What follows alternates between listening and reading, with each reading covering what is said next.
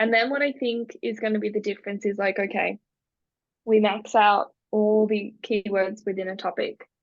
What have we missed?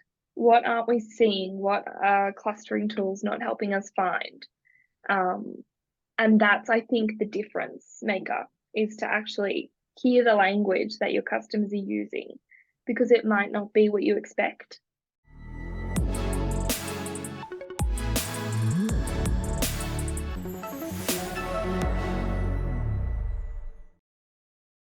Before we jump into today's episode, I'd like to give a quick shout out to the sponsor for this episode, Ahrefs.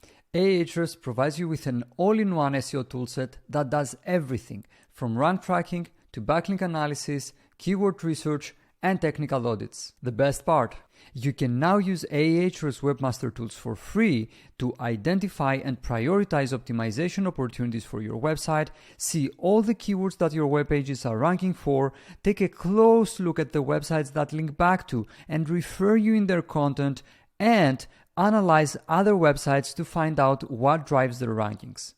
Visit ahrefs.com/AWT and sign up for free. And now, back to today's episode. Hello everyone and welcome to another episode of the SaaS SEO Show. I'm your host, George Cassiotis, and today I'm very happy to be joined by Caitlin Burns, who is the content lead at Dovetail. Caitlin, welcome to the show. Thank you. I'm glad to be here.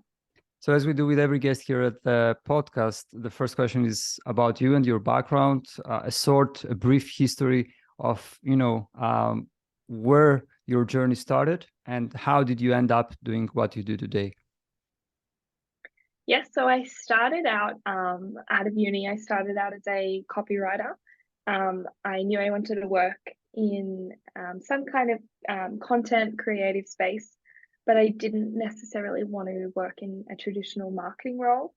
So I started as a copywriter at like a Groupon, which is a digital, very kind of like fast-paced tech company. And that was my first kind of taste of an environment when things are moving really quickly and it's kind of hyper growth. And so that kind of stuck with me as something that I liked, something that kept me checked in and kept me motivated. So from there, I moved to another software company, a smaller, like privately owned one based here in Sydney. And I was there for like over 5 years. It was one of those companies that was just great and had so many opportunities to move into different areas. So I started as kind of like a junior content marketer, and then took on kind of growing the social media channels as well, which I think a lot of content marketers end up doing.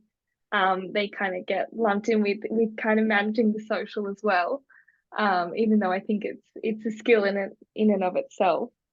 And then from there, I kind of was ready for my next challenge. I wanted to go to a bit of a company that was going to grow a bit faster and a bit quicker. So I started reaching out to people. We were in the middle of lockdown here in Sydney, which is a weird time to kind of try and find a new job and interview for a new job. So that was kind of daunting. But then I got really lucky, and someone actually reached out to me on LinkedIn from a company called Health Match, where he was building a new growth marketing team and wanted someone to lead an SEO content strategy. That was kind of their big bet to grow really quickly. And so after a few chats with him and with the founder, I kind of jumped into that and took on managing content. We were producing a huge number of articles each month, and it was a completely different thing than what I was used to, and a pace that was just wild. But I loved that. And then after about a year, was kind of ready to move somewhere a little bit slower, a little bit more steady. And so that's how I've ended up at Dovetail. I saw another opportunity at a really cool company, a great product, and another opportunity to kind of flex that SEO content muscle and keep developing that as much as I can. For people who have never heard of Dovetail before, could you please share a couple of things about the company and its product? What the company does? Yeah, so basically what we do is we help people get closer to their customer. It's especially kind of relevant to software companies, but I think more than that, All kinds of companies these days are understanding how important it is to really kind of center the voice of the customer. And a lot of companies, say they're very customer centric, they put the customer first, and we really help them do that with software that makes it really seamless to kind of to store and collaborate on and analyze all different research findings, from customer interviews to NPS to CSAT, to all kinds of like usability testing. So it's a way, it's kind of like what Figma is to designer, Dovetail is to anybody that does research at their company. So it's a really great product. It's got a lot of fans. So I really encourage people to check it out if they haven't tried it before. Do you use Dovetail to conduct customer research, like to inform your content strategy? Absolutely. I think like that's what's really opened my eyes about working here, is that you do not have to be a UX designer or a product manager or a developer to have the license to go and do research. It's anybody who wants to kind of use, evidence or actually kind of get some support for either a hypothesis you have about a change or something you're building, but actually kind of like cement that in what people want. So we get an opportunity, and Dovetail is great at kind of encouraging us to go use the product. We dog food it. We talk to customers about the kind of content that they're interested in, and it's invaluable. I would take it to my next company 100%. One thing that really struck with me as I was doing research for this episode is Dovetail's design. I mean, it's really unique, and I was really interested because in many cases when you visit a SaaS website, it's pretty much, and I'm talking about different categories. Each like you see a homogeneity, let's say, in the way people like in their design, companies like have their design and also their copy and so on and so forth, but Dovetail really stands out. Can you speak a bit about that? Yeah, absolutely. Like I wish I could take some of the credit for it, because it's really different. It stands out. And partly I think that's what happens when one of the founders is a product designer. That visual identity is so core, has always been so important. It never came second. I think with some software companies, it's like the functionality, you build it, you develop it, you put more research into it, and then you kind of try and package it up nicely, and then you hire a marketing team to kind of slap a website together. But for Dovetail, it was always kind of like hand in hand, that the functionality of the product would grow just as quickly as the brand and the identity. And even today, like we have a huge brand marketing team, and for a company that's only 5 years old and is only up to its like Series A, to have this really mature like brand muscle that is really well respected in design, and like we're sponsoring South by Southwest, and we're going to South by Southwest and doing all these crazy things that typically a SaaS company isn't prioritizing. And it's paid off, because Dovetail, in its 5-year history, to get to this great valuation that we have, and the kind of industry respect that we have, they've never actually done like actual kind of real go-to-market strategy. It's only been word of mouth that they've grown on. And I think you couldn't do that without the design and the brand, and how much time and investment has gone into it to build that.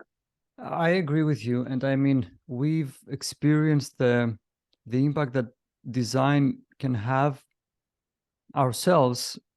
I'm not going to speak about the work we do for clients, but I mean, we had the kind of version 1.0 of our website, which was, like when we launched Minutia. But I mean, 3 years later, almost, we realized that, this is not representative of who we are anymore, and we need to change that.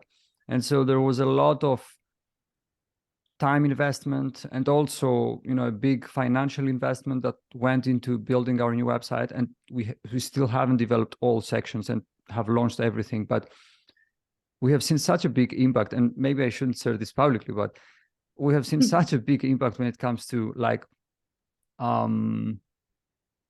form requests from our website. It's been amazing, and I think that like we are the same company, we do the same things. Of course, we try to improve, but just the fact that someone feels nice when they visit your website, and I mean, this creates an impression.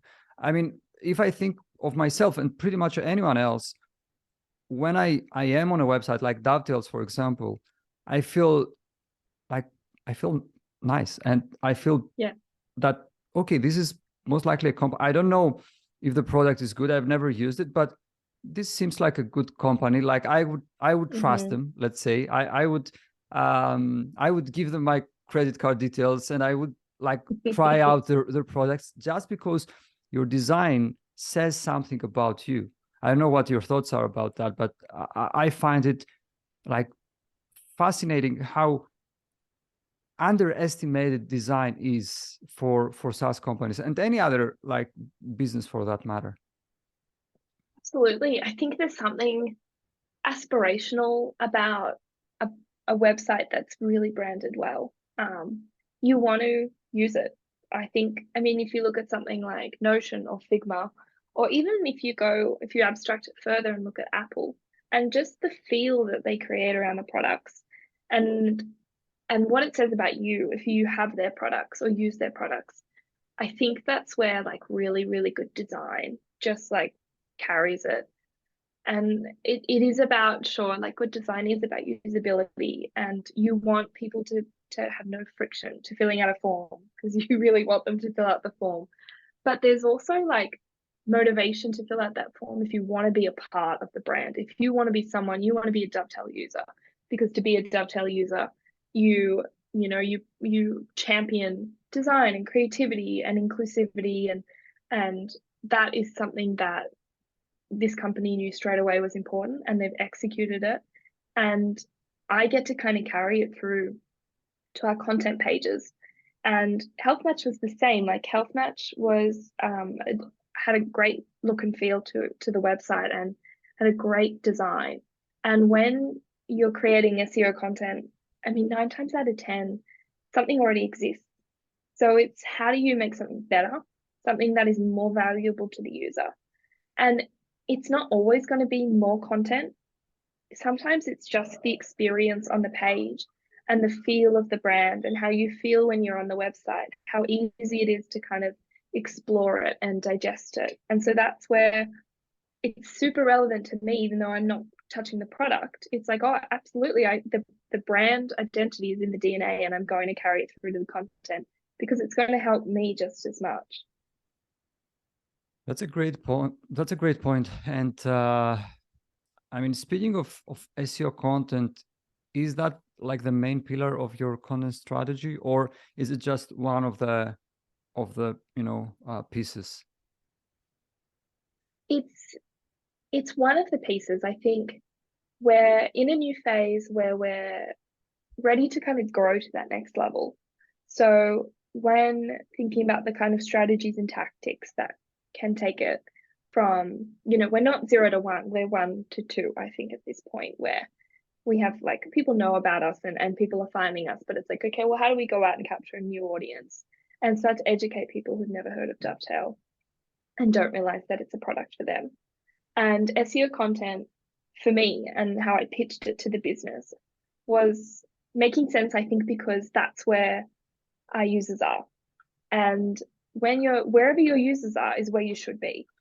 So if you are selling something, and like no one is searching for it on Google, you probably shouldn't be pumping out content on Google, because that's not where your users are. For us, it was kind of checking like, okay, is the keyword volume, search volume there? Are people actually kind of going to Google to educate themselves, move themselves through the journey of understanding the kind of solutions that this product delivers? And once we kind of knew like, okay, the search volumes are really strong, there's like a wide variety of topics that we can hit. We can be experts on it. It makes sense to be experts on it because we've got product market fit.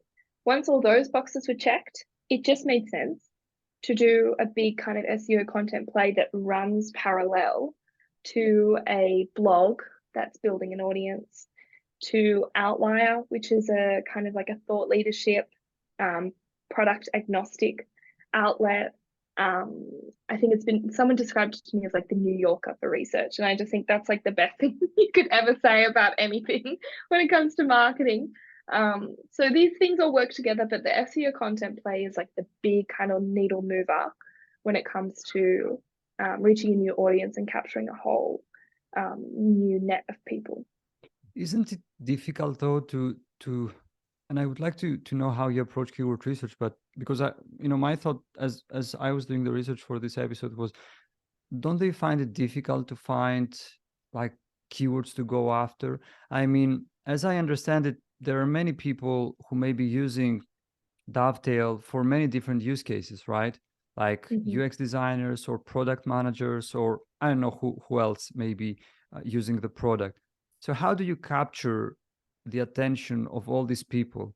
Is it just like keywords that have to do with the product's capabilities, or do you go a step like further and say, okay, these are the audiences, these are the roles behind like these ICPs, these are the things that each role is interested in, and I will be there regardless of whether this is tightly connected to the product's capabilities or it's loosely connected to it? Yeah, I think any company that you try and do this strategy at, that's the hardest bit, because you have to become like, you're a sales rep and you're a engineer and you're a product designer all in one, because you're trying to understand everyone who could ever want to use your product and then how they would use it, because that's how you kind of you abstract out your topics, and then you can kind of build out your topics using keyword research and things like that. So how we approached it was use cases for the product in terms of the actual methods. So we knew from speaking with our customers that they were using Dovetail for usability testing. And so I took usability testing and I built out around it what happens before, what happens at the same time, and then what happens after, to build out this kind of like user journey. And then in another column against the user journey is pull out all those key terms, all those jobs to be done, all those pain points, and build content around that, so that you're wherever they are in their particular user journey. If they need information, if they have a question and they're looking for an answer, we are there. So it is an immediate association for them between usability testing and Dovetail. And that's the key. That's like the association, that mental link you want to create is like, oh, I'm going to do another study, but this time I'm doing, I don't know, a diary study. So I wonder if Dovetail has anything about that, because their last article on usability testing was really helpful. And that's how I think you get that like organic growth loop happening. You've got immediate product market fit. But then again, the challenge is like, okay, well, say you've got product market fit for usability testing and there's only like 20 keywords in there and total search volume's like 100,000, like great. Like that's something, but it's not going to be the difference between like 100,000 sessions and 10 million sessions. So that's like the fun challenge of going even further, going higher, going wider, going to, okay, well, if they're working on usability tests, what kind of companies are they at? Okay, so they're at a software company. So what would a UX researcher at a software company be thinking about, be working on? What are their jobs to be done? Does it make sense for us to make content for that, to capture them higher up the funnel? And then hope that once they're at that point where they're considering a product or looking for a new solution, you are already the go-to trusted brand that they associate for that. So it's a challenge, and it's not like, I wish I could kind of like package it up and be like, okay, step 1, step 2, step 3. It's really messy. And it's like a lot of it is just you end up gatekeeping in your head, because you're like, well, I built I built this entire topic out from like a Wikipedia page about a course about this. And then I looked at Ahrefs and then built it out a bit further. It's not clean and it's not sexy. It's like, it's just this weird dark art that hopefully kind of pays off. I agree with you. Is one of the like steps in this process actually talking to customers and like interviewing them and asking them, and not an SEO software or an AI tool or anything else for Mm. that matter. Okay, what were you doing before? What are you doing now? What are you doing next? All these things that you described. Is customer research a way to capture some of these like uh, insights? I think it is. I think for where we are at the moment in the in terms of like how mature we are with this strategy, we are going from 0 to 1. So there was already this kind of like low hanging fruit of information on tools like Ahrefs that we could use. And then what I think is going to be the difference is like, okay, we max out all the keywords within a topic. What have we missed? What aren't we seeing? What are clustering tools not helping us find? Um, and that's, I think, the difference maker is to actually hear the language that your customers are using, because it might not be what you expect. And I mean, it could be something that is emerging and you get the advantage of being there first, especially with topics like design and research. I think there's always emerging concepts that you should, if you can, be in front of. And that's where talking to your customers and actually hearing their voice would make the difference. So it's definitely part of the plan, but I think at the moment we're focusing on just getting the foundations, I, which we I can at the moment get. I understand. I understand. You mentioned earlier Outlier, which is kind of a, Mm. I don't know, a magazine or a media outlet, or I don't know how you call it and perceive it internally. But to me, it's very close to what other companies do.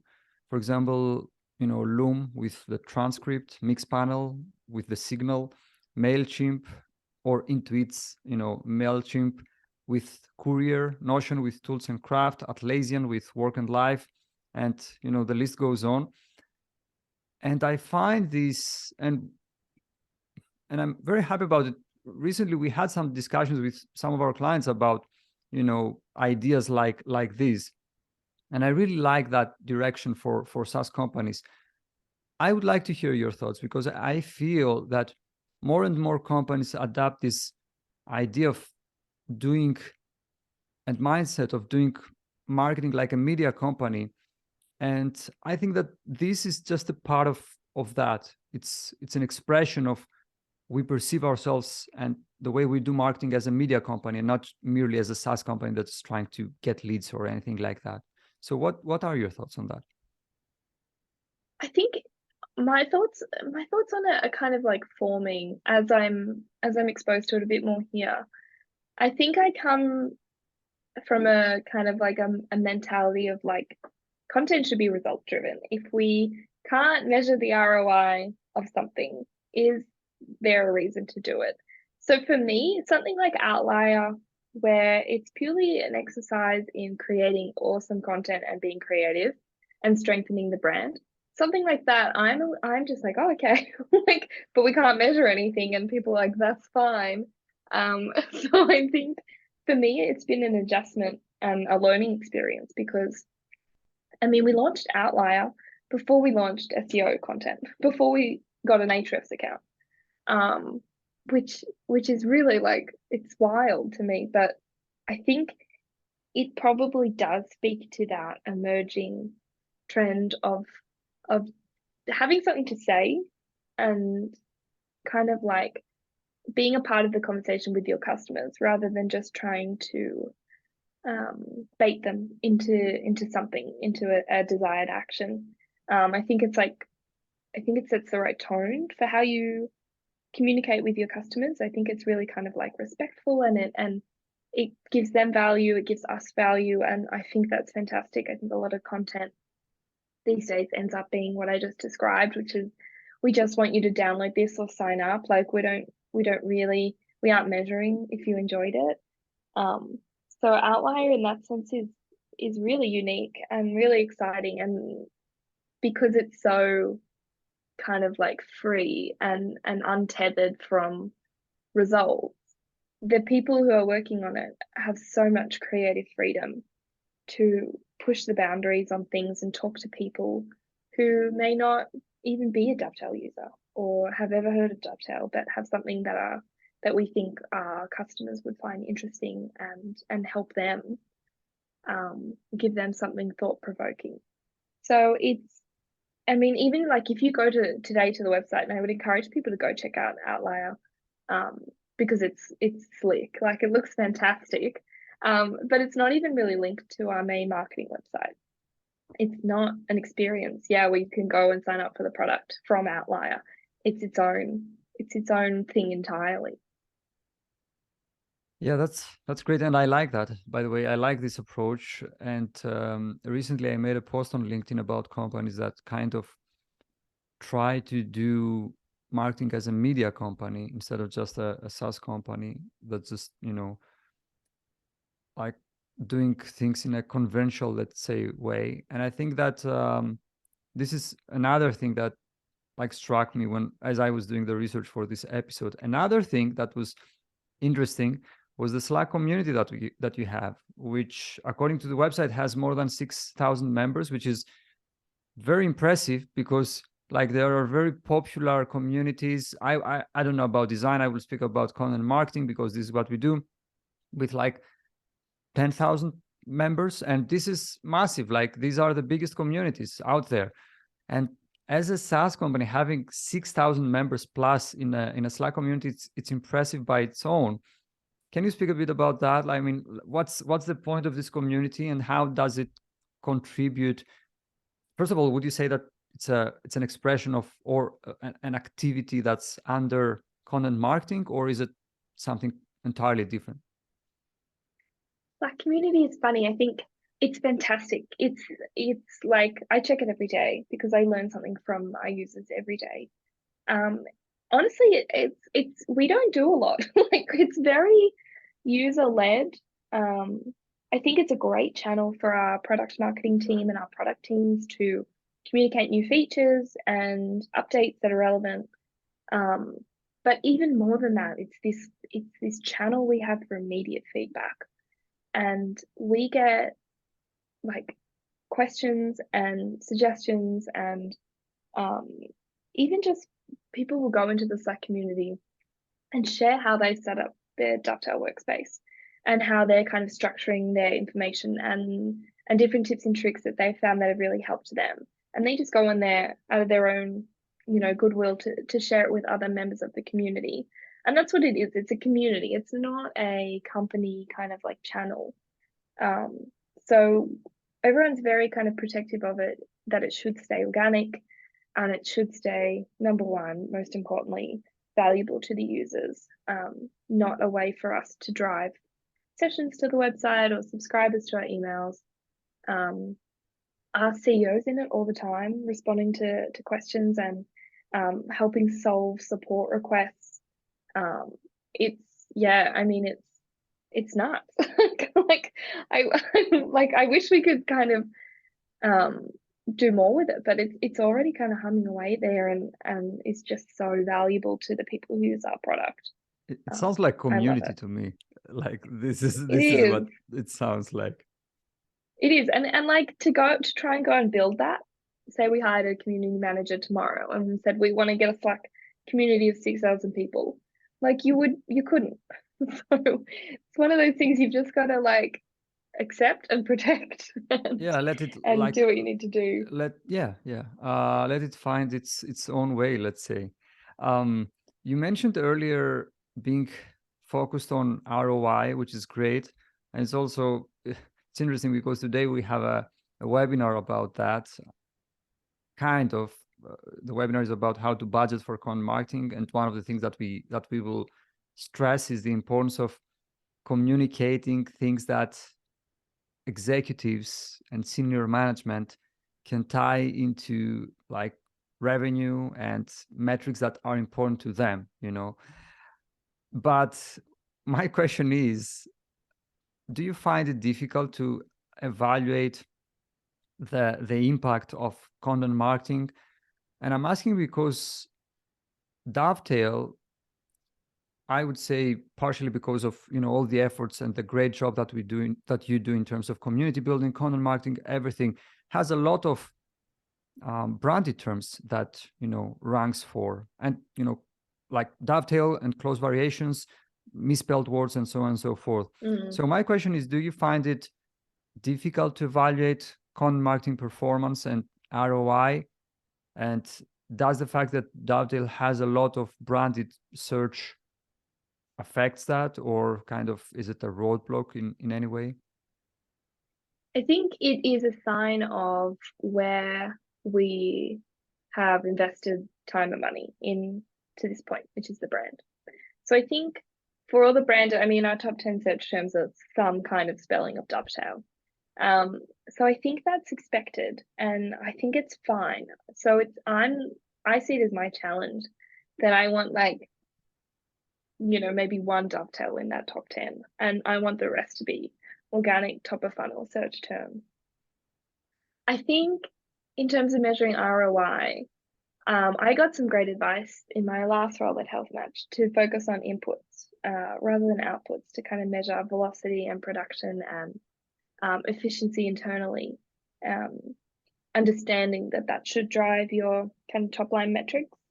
So, for example, with something like SEO content, I'm measuring number of new organic pages just as closely as I'm measuring an uptick in sessions, because I know that they're correlated, and I can't control where Google ranks my content, and I can't control how many people search that term, but I can control that page existing, and I can control it being linked to a more relevant page, and I can control that page being fast and responsive and having a great kind of like look and feel.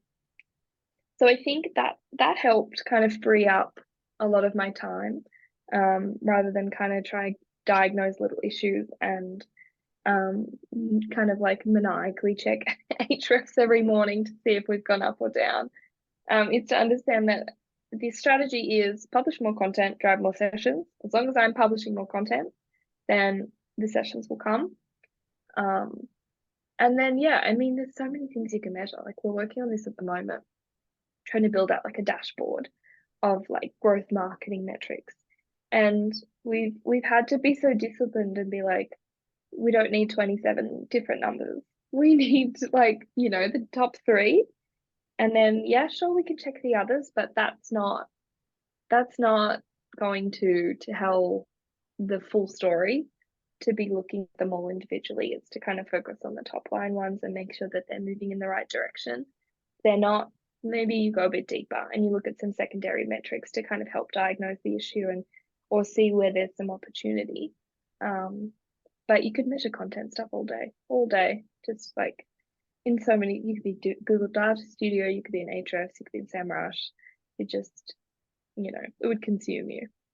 I agree, and I like this idea of focusing on inputs, as opposed to outputs, because if you focus on inputs, chances are that outputs will follow.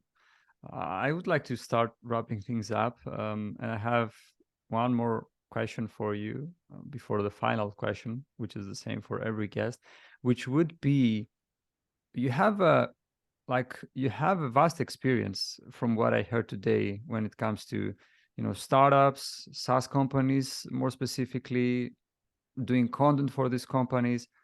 And so my question is, considering everything that like we experienced lately with ChatGPT, AI content, and all this like interesting stuff, where do you think all this will go? Like what the future holds for content marketing for SaaS companies? I think if I had $1, I think for like every time someone's come up to me and asked, why can't we just use ChatGPT to write 500 articles? I'd be rich. But I mean, I get it. I get, for people to kind of be able to like write things so quickly and so effortlessly. I get that this is like an actual advancement, and I think we should always be embracing things that help us do our job better.